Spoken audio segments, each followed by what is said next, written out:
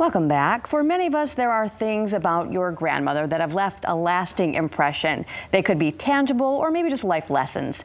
The influence of his grandma is what's helped author Wade Rouse become an internationally best-selling author and, of course, translated into 20 languages and selling more than 1 million copies worldwide. Here to talk about his latest is Mr. Wade Rouse. Good morning to you, Mr. Rouse. Good morning. How are you? I'm fantastic. Thank you so much. So, when people see Wade Rouse, but they see Viola Shipman, tell us a little bit more about that name and your connection there. Yeah, I write every novel under my grandmother's name, Viola Shipman, and it's a tribute to her. My grandmother was a seamstress who stitched overalls at a factory her entire life until she couldn't stand straight. And her sacrifices are the reason that I'm sitting before you today. She inspired my love of writing and of reading, and every book I write is a tribute to family and our elders, so it's the smallest thank you that I can pay to her. I love this. I had such a connection to my grandmother as well. So what are the themes of your latest book, The Clover Girls? Well, The Clover Girls is about 4 very different girls who become best friends at summer camp in northern Michigan in the 1980s, until, I think as many of us know, life and adulthood distances them. And then one of the girls is diagnosed with a terminal illness, and she reaches out to her former childhood friends and asks them to return to the place that they loved in order to recapture their friendship as well as the women they once dreamed they can be. And this is a novel that's an ode to friendship as well as forgiveness and the fragility of life. And the novel is set in today's time as well as the 1980s, and it parallels those very different times and poses the question, are we more or less connected with all of the technology and social media we have at our fingertips, or were we more connected back then? And why do you feel this is the perfect summer beach read? Well, every novel that I write is truly a love letter to the state of Michigan. I think we live in probably one of the most beautiful spots in the world.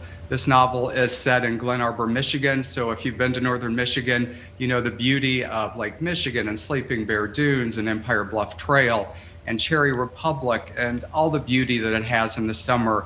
And my novels have been #1 in Michigan the last couple of summers. So, I try to make the state of Michigan as big a character as all of my characters in every novel, and I think that's really resonating with readers. So you touched on it just a little bit. Do you want to expand a little bit more, though, on how this has a deeper meaning and people can really walk away with something from this book? Yeah, this is, I truly believe, is more than a summer beach read. This is a novel that's been being compared by critics to Kristen Hanna's Firefly Lane. And my grandma Shipman used to always say that life is as short as one blink of God's eye. And during that blink, we too often forget what's most important. And I think we've all been reminded of that this past year. And that's the foundational theme of this novel.